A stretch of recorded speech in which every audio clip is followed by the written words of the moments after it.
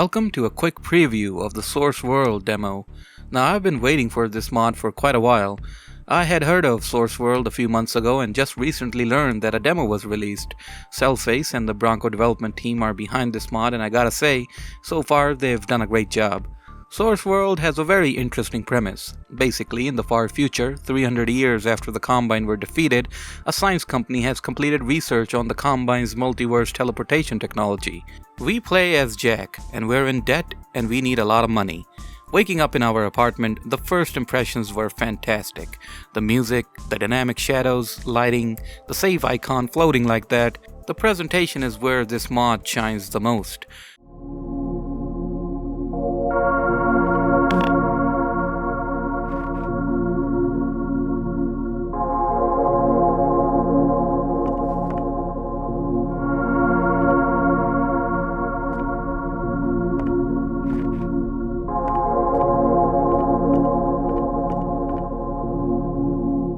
The presentation also includes the HUD, the sound effects, and the overall image the mod presents. I did, however, face an issue where the eyeballs of my character and our friend Richard were all purple and whatnot. Changing match specular to 0 didn't help either. Stepping out, we find ourselves in a futuristic dystopia, not too different than the Combines. Our friend Richard comes over to tell us he's got a job and he wants us to meet his employer in the cafe. The conversation camera angle reminds me of games like Deus Ex or Dragon Age, which I find very charming. Also, the dialogue options are a neat feature. Instead of the Combine, we have these district security units. What's the backstory of this world? I'm not sure, to be honest. The world feels very totalitarian even after the Combine were defeated. So we meet our friend's employer, who basically works for that science company I mentioned earlier. They have invented multiverse travel but need someone to go through the portals and explore the other universes. Also, I find it funny that this guy says, "You can do it, I can see it in your eyes," and our character eyes is like, yeah, I can see the multiverse in there too. The mapping in this part of the mod feels very late 2000-ish, like it's primitive, but the lighting effects and all that stuff feels modern, so it gives off a nostalgic feeling. Plus, it had a great looking custom skybox, and even the 3D skybox surrounding us looks dark and menacing. Stepping into a pizza place, I met Tony and told him I'm too poor to eat a pizza. Damn. I also like how every area and sub-area in this mod has a music track of its own, and they all sound good.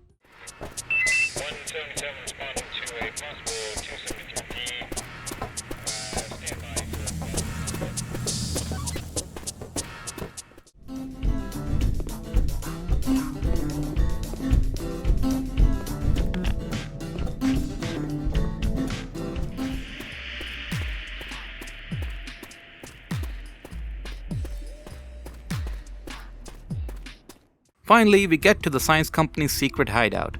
Now this is a mood, I'm not gonna lie.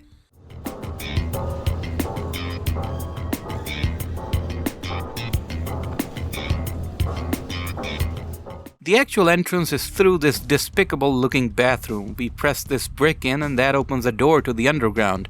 Here we meet our friend again and he tells us he does the paperwork for the company. I love his hat. It's so funny. Also, I turned off match specular because it was getting weird now. We don't know the name of the company, but they have a pretty small hideout. There's Vaughn and his armory, and you can buy weapons from him with the money you earn. Then there's Vlad, which I guess is like the head honcho. He's the guy who hired us in the cafe. He tells us now that we're an explorer, we need to travel to different multiverses and explore those places. Starting off, we get a pistol and a crowbar and head into the teleporter room. To start, we get on the terminal, type in scan, and that starts looking for a multiverse. Keep in mind, the bigger this number, the bigger the map will be. Now here's the kicker. The maps are auto-generated, which I think is absolutely cool. Now this map had a size of 30, so the engine will start generating a map with 30 rooms or section, or whatever you want to call it. The objective of every run is to fully explore the whole map. Then I learned about the skill tree. As you play the game, you'll get money and XP, and with XP, you can purchase new skills like bullet time, more health, more ammo, and so on. This was my first run on the mod, and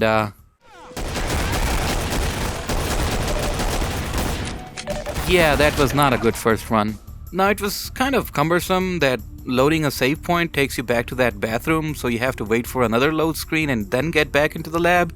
There is a reason for doing this, I understand, but still, it's kinda cumbersome. The reason is that when you come back here to save and go back down, new events will happen in the lab, which I'll show one in a bit. Alright, time for run number 2. I found a map with 49 rooms in it and went in the portal to begin. I do have to say that I was playing on the normal difficulty here, and if you're good at FPS games, this shouldn't be a problem. But it was for me. Run 2 started pretty okay. The minimap on the top right was extremely helpful in showing me which places I had gone to and where I still had to go. It also shows enemies that are very close to you, so that's nice as well. The zombies have been buffed and they move kind of fast, so every encounter with them becomes quite exciting, although when there are too many of them, it becomes super stressful. On the weapons side, all of the view models are new and updated, and they all have new animations and sounds, and yeah, they're pretty decent looking.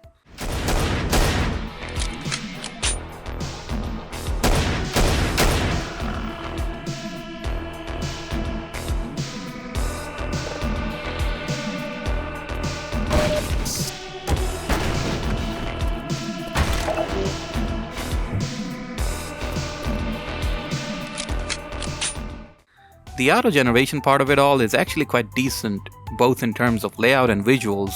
Sure, some of it might not make sense where you'll see 2 doors side by side leading to the same hallway, or boxes and props in front of doors or passageways. I did a total of 5 runs, and honestly I didn't face any critical bugs or had my game crash or anything like that. It was all good.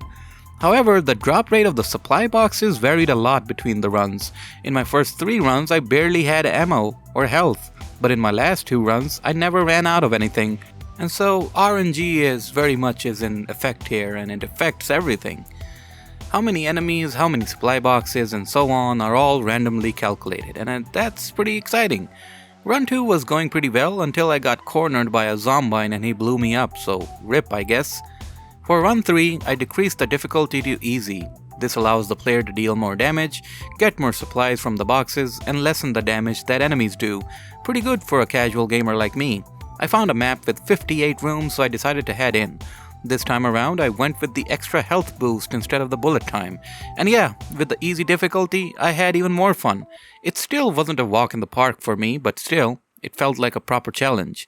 This run went pretty fine actually. I fought zombies, metro cops, and combine soldiers, cleared out all the rooms one by one. It was all going fine and dandy, but then I came across the trip mines and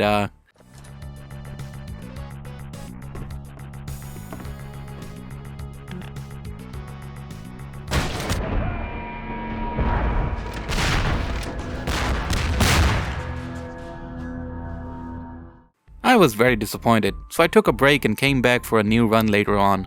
This time a small map with just 8 rooms. Heading in, I easily cleared it out. Room by room I cleared out all the zombies, 100%ed the exploration, and a portal opened for me, and I head back to the lab. This was nice, my first win. With the money I decided to buy the SMG-45, which is basically the H&K UMP. Here I realized I could just scan multiple times on the terminal till I found a map that I preferred. Basically I wanted a map that small so I could easily finish it, and quickly. So I found a map with 16 rooms, and right at the beginning I opened a door and met a goddamn combined battalion on the other side. But yeah, overall this was nice. I was easily able to clear all the rooms and complete this map as well. After finishing this, I bought an AR-2 and saved the game, came back down to the lab again. Turns out, someone planted a bomb in the lab, and we need to defuse it. In my first attempt, I couldn't figure out how to defuse it, so obviously, this happened.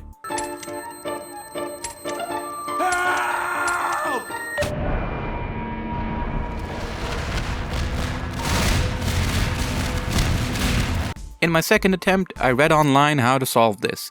What happens is that the numbers from 0 to 9 flash. You need to see which number is missing and then press that number on the buttons. After that was done, I went for another run and